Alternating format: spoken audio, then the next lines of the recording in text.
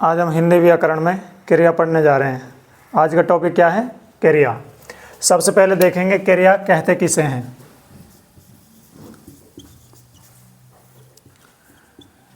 क्रिया से आप क्या समझते हैं? क्रिया किसी भी काम के करने या होने को क्या कहते हैं?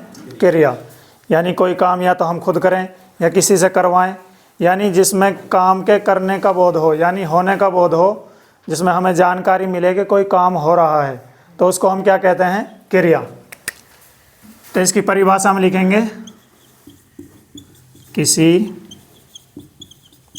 कार्य के करने या होने को क्रिया कहते हैं।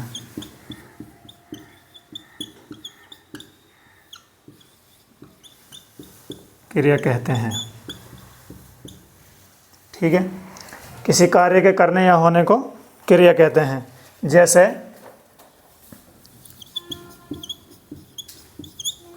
अमजद पुस्तक पढ़ता है। यहाँ पर देखो, ये जो अमजद है ये क्या है? संज्ञा। ये क्या है? संज्ञा। और ये पुस्तक है, ये क्या है? ये भी एक संज्ञा है। अगर हम इसको खोल के देखें, ये क्या है? ये भी संज्ञा है। जो ये यहाँ पढ़ता है, पढ़ने का ये क्या हो रहा? काम हो रहा। पुस्तक को पढ़ने का काम हो रहा है, यानी जो पढ़ना है वो क्या हो गया? कोई काम का करना हो गया। काम क्या हो रहा है? यहाँ पे पुस्तक पढ़ी जा रही है। तो ये जो पढ़ता है ये यहाँ पे क्या है? क्रिया। ये क्या है? क्रिया। अब क्रिया के भेद पढ़ने से पहले हम कुछ चीज़ों को जानते हैं जो हमारे इसमें काम आएंगी। सबसे पहले देखते हैं धातु। धातु किसे कहते हैं? धातु। धातु कहते हैं क्रिया के मूल रूप को। किसको? क्रिया के मूल रूप को धातु कहते हैं। क्रिया का मूल रूप क्या होता है? जहाँ से क्रिया का जन्म होता है, जहाँ से क्रिया का निर्माण होता है। जैसे हमने लिखा पढ़ना, लिखना, पढ़ना, लिखना, चलना आदि। ये क्या है? ये क्रियाएं हैं। क्या है? क्रियाएं। लेकिन जो इनका मूल रूप है वो क्या है? जो पढ़ना है ये है पढ़ से बना है, लिखना है ये लिख से बना है, चलना चल से बना है। तो जो पढ़ है, पढ़, लिख और चल, ये क्या है? ये धातु हैं, यानी क्रिया का मूल रूप है। यहाँ से क्रिया का जन्म हुआ है। क्रिया का जन्म कैसे होता है? जो धातु होती है उससे क्रिया बनती कैसे है? उसका सिंपल सा फॉर्मूला है धातु प्लस में ना। धातु के साथ क्या जोड़ते हैं हम? ना। जैसे यहाँ पे पढ़ के साथ हमने जोड़ दिया ना, क्या बन गया? पढ़ना। चढ़, चढ़ के साथ ना जोड़ दिया तो क्या बन जाएगा? चढ़ना। तो जब हम जो इसका मूल रूप होता है, यानी जो धातु होती है, इसमें जब ना जोड़ते हैं तो ये क्रिया बन जाती है। क्या बन जाती है? क्रिया बन जाती है। इसके अलावा धातु समझ आ गई। अब हम जानेंगे कि कर्म क्या होता है। धातु और ये कर्म है, आगे इनकी ज़रूरत पड़ेगी, इसलिए पहले इनको ही सीखते हैं। अब हम देखेंगे कर्म क्या होता है। कर्म, इसको कहते हैं क्रिया का मूल रूप। क्रिया का मूल रूप। कर्म किसको कहते हैं? कर्म उसको कहते हैं जिस पर क्रिया का प्रभाव पड़ता है। किसको कहते हैं? जिस पर क्रिया का प्रभाव पड़ता है। जिस पर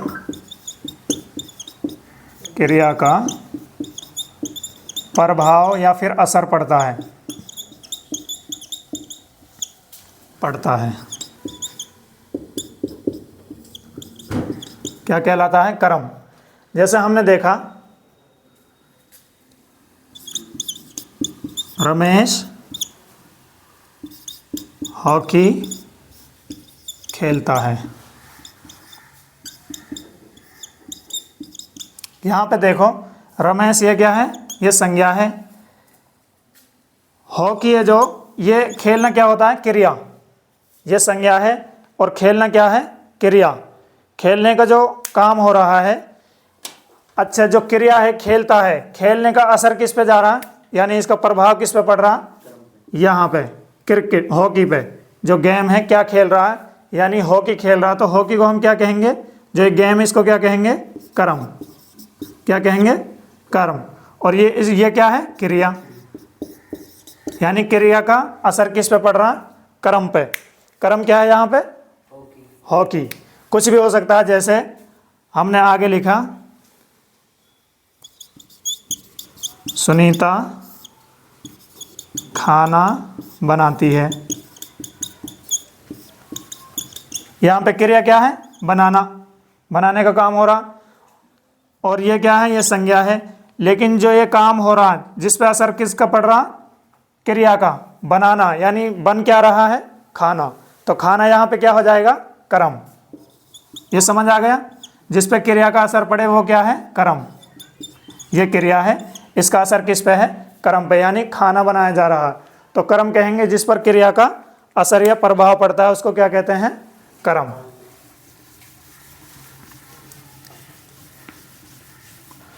अब हम देखते हैं क्रिया के कितने भेद होते हैं। क्रिया के भेद,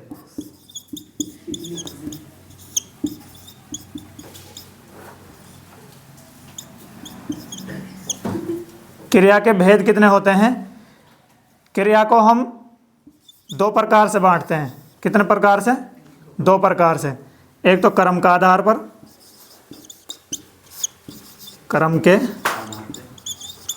आधार पर। दूसरा रचना के आधार पर, रचना या प्रयोग। प्रयोग भी रचना को ही कहते हैं, रचना या प्रयोग, प्रयोग के आधार पर।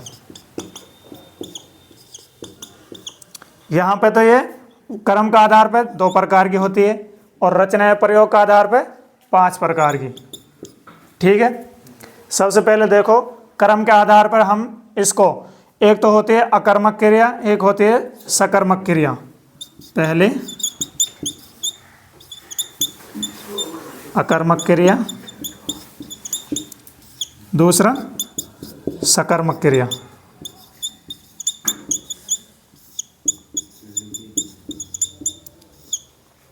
अब देखो अकर्मक क्रिया और सकर्मक क्रिया में क्या अंतर होता है।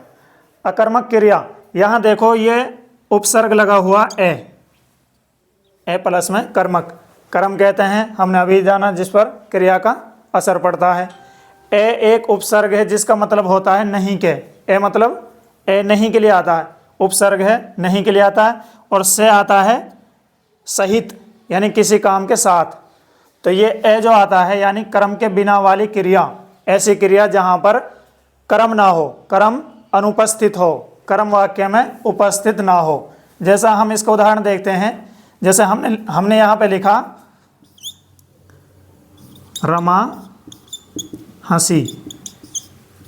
यहाँ पे देखो रमा ने जो काम किया हंसने का किया, ठीक है, लेकिन यहाँ पे जो हंसना है वो तो क्रिया है और ये संज्ञा है, यहाँ पे कर्म नहीं है। तो कर्म की यहाँ पे क्या है? अनुपस्थिति है, यहाँ पे कर्म मौजूद नहीं है, इसलिए हम इसको क्या कहेंगे? अकर्मक क्रिया। ये कौन सी क्रिया है? अकर्मक क्रिया का उदाहरण है। दूसरा हम देखते हैं, जैसे बहुत सारे उदाहरण हैं, पक्षी आसमान में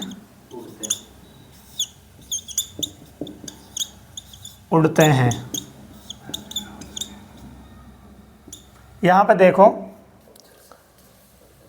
ये पक्षी तो संज्ञा है, ये तो यानी कर्ता है, कर्ता वो होता है जो काम को करने वाला होता है। यहाँ पे पक्षी हैं वो काम कर रहे हैं, काम क्या हो रहा है? क्रिया क्या हो रही है? उड़ने की, उड़ते हैं।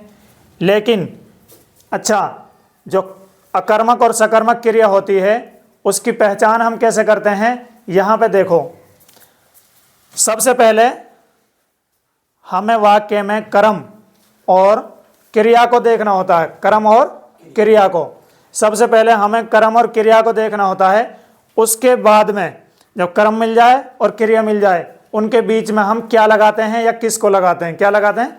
क्या या किसको। अगर उसका उत्तर हमें मिल जाता है वाक्य में तो वो सकर्मक क्रिया होती है, अगर उत्तर नहीं मिलता है तो वो अकर्मक क्रिया होती है। जैसे हम यहाँ पे देखें, कर्ता कौन है? पक्षी, यह कर्ता है। कर्ता के बाद में हम लिखते हैं किसको? क्रिया को। ठीक है, उड़ने का काम, उड़ते हैं।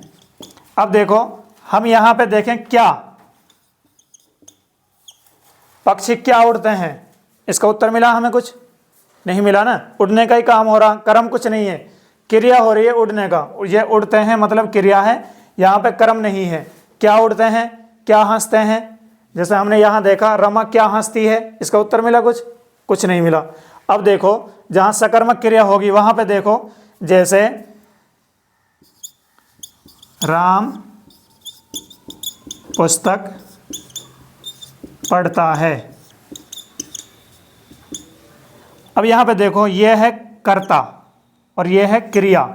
इनके बीच में अगर हम क्या लगाएंगे? ये गायब कर दो, ये गायब कर दो। अगर हम यहाँ क्या लगाएंगे? क्या, इसका उत्तर हमें मिलेगा या नहीं मिलेगा? मिलेगा। कुछ तो पढ़ रहा होगा। राम क्या पढ़ता है? पुस्तक, कुछ भी, कुरान पढ़ता है, पुस्तक पढ़ता है, बाइबल पढ़ता है, कुछ भी। तो वो क्या, क्या का उत्तर हमें यहाँ पे मिल जाएगा। जो पुस्तक है वो क्या है? वो यहाँ पे कर्म है, यानी इसमें कर्म मौजूद है। हमने कह दिया घोड़ा दौड़ता है, अब उसमें लगाओ घोड़ा करता है, दौड़ने का क्रिया है, उसके बीच में हम लगाएंगे घोड़ा क्या दौड़ता है, तो इसमें अकर्मक क्रिया है। हम कहेंगे वो पढ़ता है, वो खाना खाता है, खाना को मिटा दो, वो क्या खाता है? कुछ तो खाता होगा। तो खाने की जो क्रिया है वो कैसी है? सकर्मक। तो बहुत सी बार वाक्य ना देकर ऐसे पूछ लेते हैं कि खाना कौन सी क्रिया है, दौड़ना कौन सी क्रिया है, हंसना कौन सी क्रिया है।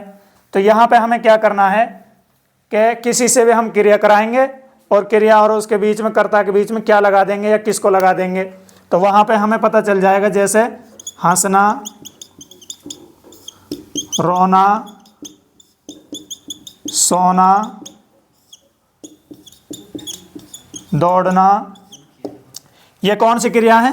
अकर्मक, अकर्मक क्रियाएं हैं। अच्छा, यहाँ पे हमें थोड़ा ध्यान देना है। जैसे दौड़ना है, अगर दौड़ना आ जाए तो ये तो अकर्मक क्रिया होगा। अगर आ जाए दौड़ाना, दौड़ाना, यहाँ पे ही आ जाए दौड़ाना, तो उसमें कुछ तो दौड़ाया होगा। किसको दौड़ाया? घोड़े को दौड़ाया, यानी उसमें कर्म मौजूद हो जाएगा। लेकिन यहाँ दौड़ना, घोड़ा दौड़ता है, जैसे दौड़ता आगे, क्या दौड़ता है? उसका जवाब नहीं मिलेगा। हंसना हो गया, वह रोता है, क्या रोता है? कुछ नहीं जवाब। वह सोता है, क्या सोता है? कुछ नहीं जवाब। तो ये किसके उदाहरण है? अकर्मक के। और सकर्मक के जैसे पढ़ना, लिखना, खाना, पीना, हंसना नहीं, पीना आदि, ये किसके उदाहरण है? सकर्मक के। कोई डाउट इनमें? यहाँ पे हम देखेंगे जब वाक्य आएगा उसमें हमको क्या लेना है? एक तो हमें लेना है कर्ता और एक हमें क्रिया। कर्ता और क्रिया के बीच में क्या या किसको लगा के देखना। अगर उसका जवाब मिल जाए तो वो सकर्मक क्रिया होगा, अगर उसका जवाब ना मिले तो वो अकर्मक क्रिया होगा। जैसे हमने कहा पत्ते पेड़ से गिरते हैं, बताओ कौन सी क्रिया होगी? पत्ते पेड़ से गिरते हैं। यहाँ पे हमने देखा कि जो करता है वो पेड़ है या पत्ते हैं, यानी जो काम कर रहा है। कर्ता कहते हैं काम को करने वाला, गिरने का काम क्यों कौन कर रहा? पत्ते। तो पत्ता होगा कर्ता। अगर हम ये कहेंगे कर्ता और गिरने, यानी पत्ता गिरते हैं, गिरते के बीच में हम क्या लगाएंगे? पत्ता क्या गिरते हैं, तो ये वाक्य, इसका उत्तर नहीं मिलेगा हमें। पत्ता गिरने का काम कर रहे हैं लेकिन क्या गिरते हैं, तो ये अकर्मक क्रिया के अंदर आएगा। ठीक है, अब देखो ये कर्म का आधार पर जो दो बाटी हैं, एक अकर्मक है एक सकर्मक है। जो सकर्मक क्रिया होती है उसके भी दो भेद होते हैं। सकर्मक क्रिया के कितने भेद होते हैं? दो।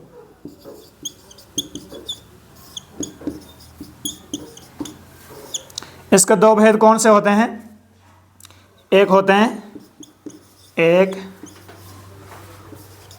कर्मक सकर्मक क्रिया, एक कर्मक सकर्मक क्रिया। दूसरा देव कर्मक सकर्मक क्रिया।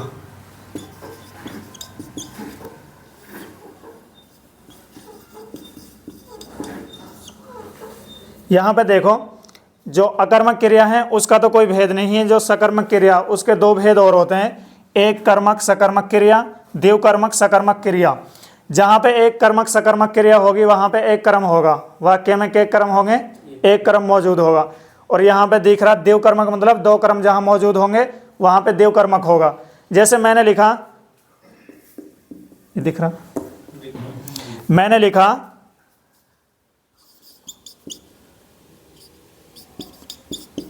आमिर ने भैंस को मारा, ठीक है। यहां पे देखो कर्म कितना हुआ है, मारना होता क्रिया, आमिर होता कर्ता, और भैंस को यहां पे ये कर्म है, किसको मारा, यानी हम लगा के देखेंगे आमिर करता है और क्रिया के बीच में क्या या किसको, तो लगा के देखेंगे हमें उत्तर मिलेगा भैंस को, यानी ये सकर्मक क्रिया है, इसका हमें पता। लेकिन ये एक कर्म हुआ, यहाँ पे कितना कर्म, एक कर्म हुआ। अगर हम यही इसी वाक्य में हम लिख दें आमिर ने भैंस को डंडे से मारा, क्या लिखेंगे, आमिर ने भैंस को डंडे से मारा। यहाँ पे देखो एक कर्म तो भैंस हो गई और एक डंडा, यहाँ पे दो कर्म हो गए, तो इसको हम क्या कहेंगे, देव कर्मक सकर्मक क्रिया, यानी इसमें कर्म भी मौजूद है। कर्म कितने मौजूद हैं, दो, इसलिए हम इसको क्या कहेंगे, देव कर्मक सकर्मक क्रिया। जैसे हम एक उदाहरण और देखते हैं कि अध्यापक ने बच्चों को पढ़ाया, एक कर्म हो गया। दूसरा कहेंगे अध्यापक ने बच्चों को हिंदी पढ़ाई, तो दो कर्म हो गए। तो ये किसके उदाहरण हो जाएंगे, देव कर्मक सकर्मक क्रिया के। यहाँ तक क्लियर है। अब हम देखेंगे ये हमारे हो गए कर्म का आधार पर दो भाग होते हैं, अकर्मक और सकर्मक। सकर्मक को भी दो भागों में बांटते हैं, एक कर्मक सकर्मक क्रिया, एक देव कर्मक सकर्मक क्रिया। अब देखेंगे प्रयोग का आधार पे या रचना का आधार पे इसके 5 भाग होते हैं। सबसे पहले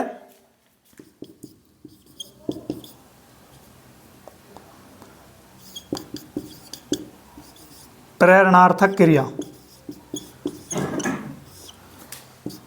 दूसरा नाम बोधक क्रिया,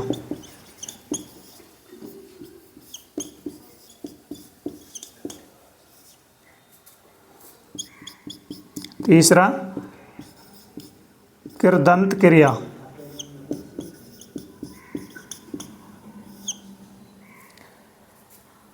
चौथा प्रेरणार्थक क्रिया, नामबोधक क्रिया, कृदंत क्रिया, चौथा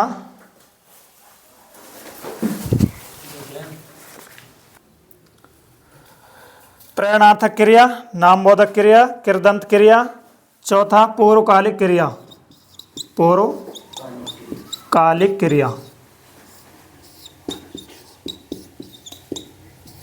पांचवा जो संयुक्त क्रिया, संयुक्त क्रिया। यहाँ पे देखो सबसे पहले हम प्रेरणार्थक क्रिया के बारे में पढ़ेंगे, ये क्या होती है। सबसे पहली जो क्रिया है प्रेरणार्थक क्रिया, इसके बारे में देखो।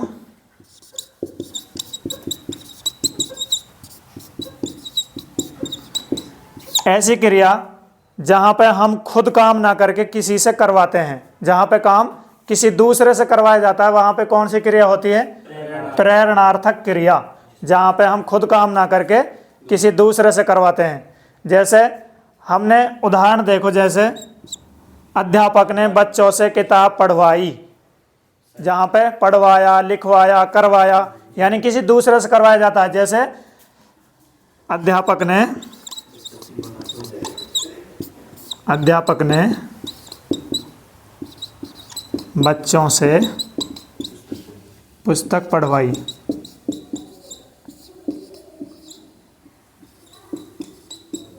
यहाँ पे खुद ना पढ़ के बच्चों से पढ़वा रहा अध्यापक, तो यहाँ पे कौन सी क्रिया होगी, प्रेरणार्थक, यानी दूसरे को प्रेरित कर रहा है किसी काम को करने के लिए। दूसरा उदाहरण सफाई करवाई, बहुत सारे उदाहरण है। मालिक ने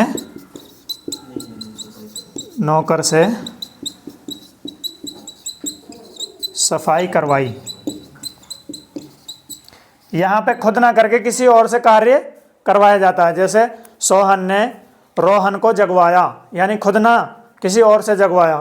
ठीक है, तो बहुत सारे उदाहरण जहाँ खुद ना करके दूसरे से कोई काम करवाया जाता है, वहाँ पे कौन सी क्रिया होती है? प्रेरणार्थक क्रिया।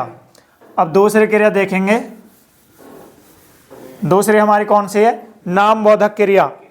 नामबोधक क्रिया ऐसी क्रिया होती है जो संज्ञा, सर्वनाम या विशेषण से हम डायरेक्ट बनाते हैं। संज्ञा या सर्वनाम या विशेषण से जिस क्रिया का निर्माण होता है वो क्रिया कौन सी होती है? नामबोधक क्रिया।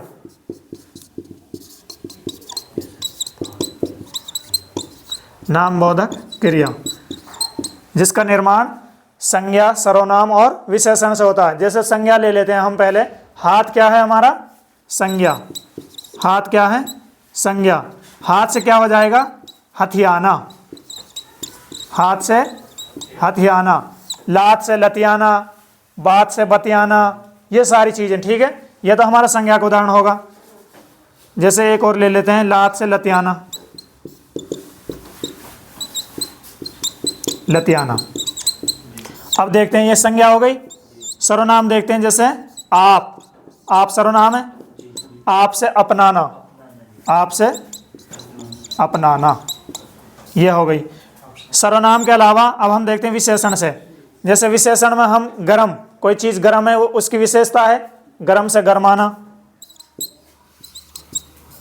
गरम से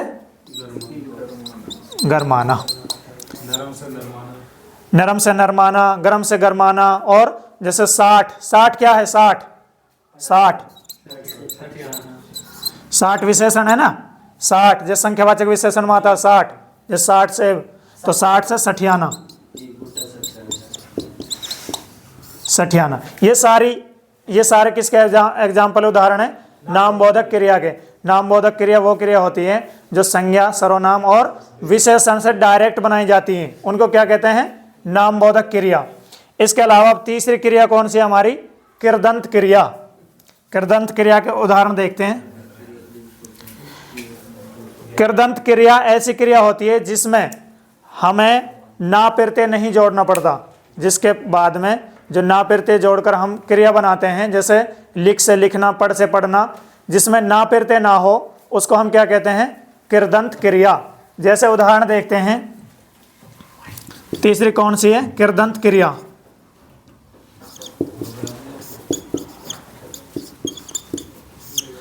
उदाहरण देखते हैं, जैसे वह चला गया। वह चला गया। यहाँ पे ना आया है? नहीं। वह हंसी। वह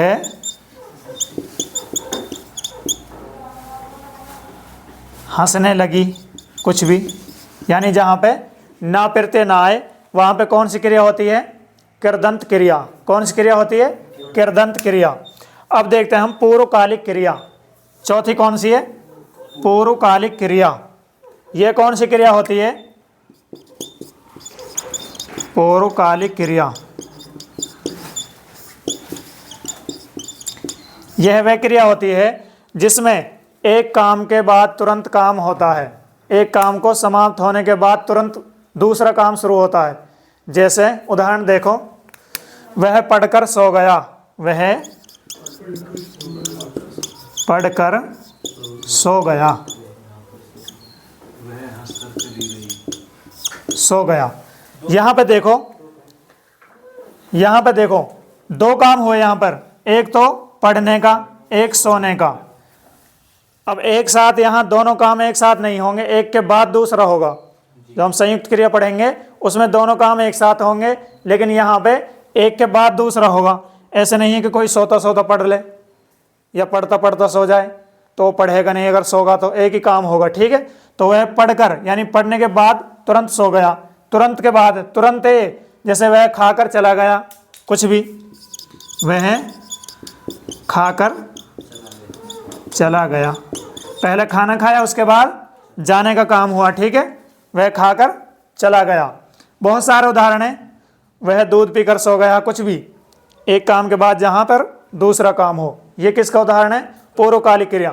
यहां पे देखो जो पूर्वकालिक क्रिया है ना, वो यहां पे पढ़ना हुआ है और यहां पे खाने का काम, यह है इसका उदाहरण। जो दूसरी हुई है ये बाद वाली है, तो पूर्वकालिक क्रिया में इस क्रिया को पूछते हैं। यहाँ पे ये पहले हुई पूर्वकालिक मतलब पहले होने वाली, यहाँ पे पहले पढ़ने का काम हुआ फिर सोने का, यहाँ पे पहले खाने का फिर चले जाने का। ठीक है, पांचवी क्रिया देखते हैं हम, संयुक्त क्रिया। पांचवी क्रिया कौन सी है? संयुक्त क्रिया। यहां पे दो क्रिया एक साथ होती हैं, जहां पर दो क्रियाएं एक साथ होती हैं वहां पर कौन सी क्रिया होती है? वो संयुक्त क्रिया। जैसे उदाहरण देखते हैं, वह घर पहुंच गया। वह घर पहुंच गया।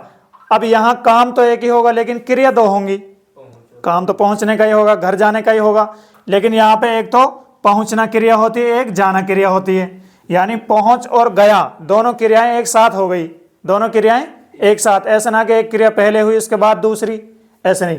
जैसे वह, और दूसरा उदाहरण देखते हैं, वह पढ़ लिया या उसने पढ़ लिया।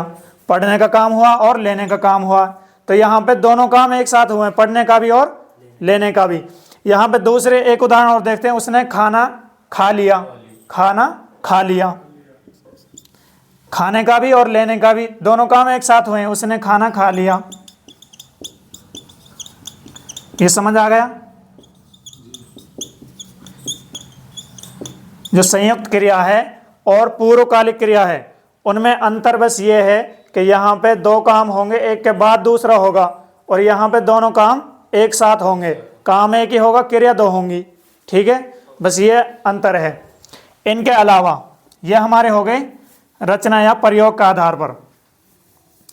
अब हम देखते हैं, जब क्वेश्चन में आए कि रचना के आधार पर क्रिया के कितने भेद होते हैं, तो हम कितना उत्तर देंगे? 5। अगर आ जाए प्रयोग के आधार पर क्रिया के कितने भेद होते हैं, तो हम उत्तर कितना देंगे? 5। अगर आ जाए रचना एवं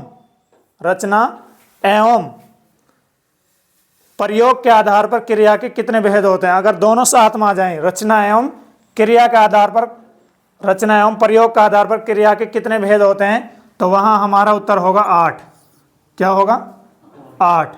रचना एवं प्रयोग, रचना की जगह संरचना भी आ जाए वही बात है। ठीक है, रचना एवं प्रयोग के आधार पर क्रिया के भेद बताओ, तो हम कितने बताएंगे? 8। 5 तो हमारे ये हो गए। इनके अलावा 3 और हैं, वो कौन से हैं उनको हम देखते हैं। एक है सामान्य क्रिया,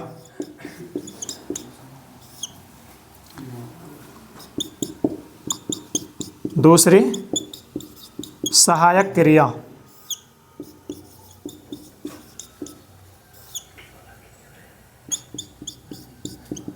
तीसरे सजातीय क्रिया। क्रिया जो टॉपिक है बहुत बड़ा है, लेकिन जितना हमारा काम का है वो हम इसमें पढ़ेंगे। ठीक है, 5 वो हो गई, 3 ये हैं। अगर रचना एवं प्रयोग का आधार पर आ जाएं तो हम इन 3 को भी शामिल करेंगे। किन में? जो हमने 5 अभी पढ़ी है। पहली कौन सी है? सामान्य क्रिया। सामान्य क्रिया में कुछ नहीं है, बस ये उन्हीं का रूप है जो हमने क्रिया पढ़ ली है ना, उन्हीं का रूप है। अगर ये आएगी तो कृदंत क्रिया ना आएगी क्वेश्चन में, अगर कृदंत क्रिया आएगी तो ये ना आएगी। ये वो क्रिया होती है जहाँ पे वाक्य में सिर्फ एक ही क्रियापद हो, वाक्य छोटा हो, बहुत आसान हो, क्रियापद एक हो और प्रत्यय ना लगा हो। क्रिया में जो प्रत्यय ना होता है वो ना लगा हो। जैसे हमने अभी उदाहरण देखे थे वही उदाहरण इसके होते हैं। जैसे वह हंसा, वह चली गई, वह रोया। ठीक है, बहुत सारे उदाहरण। वह रोया, ये सारे सामान्य क्रिया मतलब सिंपल जो क्रिया है ये ये वही है, कौन सी वाली, जैसे हमने अभी कृदंत क्रिया पढ़ी थी, जहाँ पे ना प्रत्यय नहीं होता और ये वाक्य बहुत छोटे होंगे और इनमें एक ही क्रियापद में वाक्य पूरा हो जाएगा, छोटा सा वाक्य होगा और वो ना प्रत्यय नहीं होगा, बस ये पहचान है। अगर ये पूछेंगे तो वो ना आएगी, वो पूछेंगे तो ये उसमें ना आएगी, ठीक है। इसके अलावा अब देखते हैं हम सहायक क्रिया। सहायक क्रिया हम बचपन से पढ़ता है, इंग्लिश में पढ़ते हैं इजमार पढ़ते हैं ना, तो वही सहायक क्रिया होती हैं। सहायक क्रिया वो क्रियाएं होती हैं जो मुख्य क्रिया की सहायता करती हैं। कौन सी होती हैं? सहायक क्रिया वे क्रियाएं जो मुख्य क्रिया की सहायता करती हैं।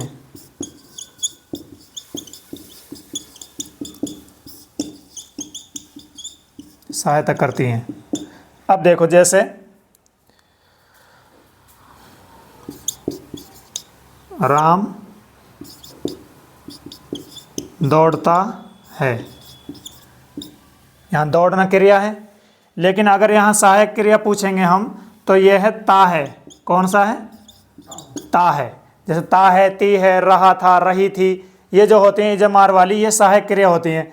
जैसे वह दौड़ रहा था, वह दौड़ रहा था, यहाँ पे सहायक क्रिया कौन सी होगी? रहा था।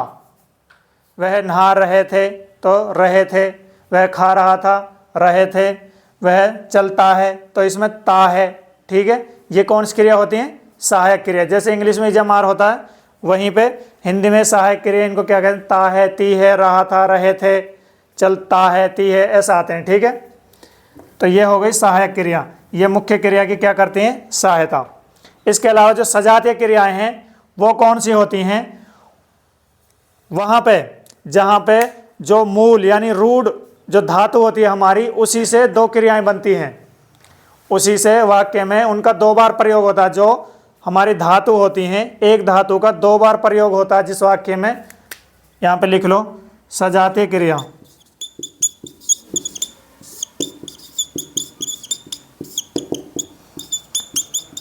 जहाँ पर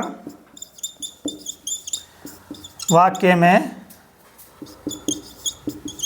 एक धातु का, धातु क्या होती है? क्रिया का मूल रूप, पहले बताया था। वाक्य में एक धातु का दो बार प्रयोग होता है।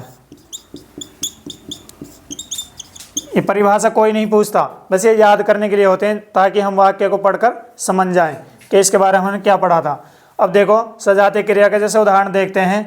उसने, जैसे हम कहते हैं वह हरियाणवी बोली बोलना जानता है, वह हरियाणवी बोली बोलना जानता है।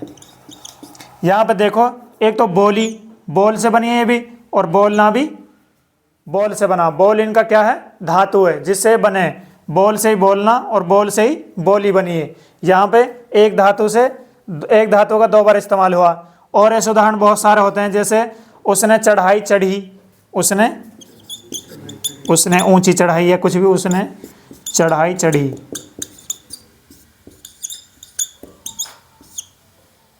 उसने चढ़ाई चढ़ी, चढ़ से ये है और ये भी चढ़ से बना है। और बहुत सारे उदाहरण आ सकते हैं ऐसे जहाँ पे एक धातु का दो बार प्रयोग होता है। वहाँ पे क्या होता है?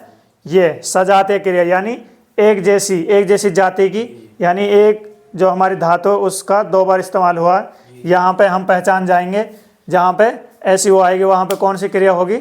सजातीय क्रिया। अब हमने क्रिया को पढ़ा, उसको थोड़ा रिवाइज कर लेते हैं। हमने क्या क्या पढ़ा है? क्रिया सबसे पहले कहते किसे हैं? किसी भी काम के करने या होने को क्या कहते हैं? क्रिया कहते हैं। क्रिया में हमने धातु को पढ़ा। धातु क्या होती है? क्रिया का मूल रूप क्या कहलाती है? धातु। एक कर्म होता है क्रिया का जिस पर असर या प्रभाव पड़ता है, उसको हम क्या कहते हैं? कर्म। कर्ता कौन होता है? क्रिया को करने वाला क्या होता है? कर्ता। किसी काम को करने वाले को क्या कहते हैं? कर्ता। फिर हमने देखा कि क्रिया को हम दो भागों में बांटते हैं, एक तो कर्म का आधार पर, दूसरा प्रयोग या रचना के आधार पर। प्रयोग का आधार पर हम दो भागों में बांटते हैं, अकर्मक क्रिया और सकर्मक क्रिया। फिर सकर्मक क्रिया को दो भागों में बांटते हैं, एक कर्मक सकर्मक क्रिया, एक देवकर्मक सकर्मक क्रिया। उसके अलावा फिर हम प्रयोग का आधार पर आते हैं तो उसको 5 भागों में बांटते हैं। एक नामबोधक क्रिया हो गई, प्रेरणार्थक क्रिया हो गई, दूसरा कृदंत क्रिया हो गई, संयुक्त क्रिया हो गई और पूर्वकालिक क्रिया हो गई। इसके अलावा जब रचना और प्रयोग के आधार पर आ जाए तो उसमें हम 3 और ऐड करते हैं, सहायक क्रिया, सजातीय क्रिया और एक सामान्य क्रिया। ये जब ऐड हो जाती हैं तो कुल कितनी हो जाती हैं? 8 क्रियाएं हो जाती हैं। एक बात और नोट कर लो कि जो हमारी संयुक्त क्रिया होती है ना, संयुक्त क्रिया, उसके 11 भाग होते हैं। कितने होते हैं? 11 भेद होते हैं उसके। इसको नोट कर लो, संयुक्त क्रिया के कितने भाग होते हैं? 11।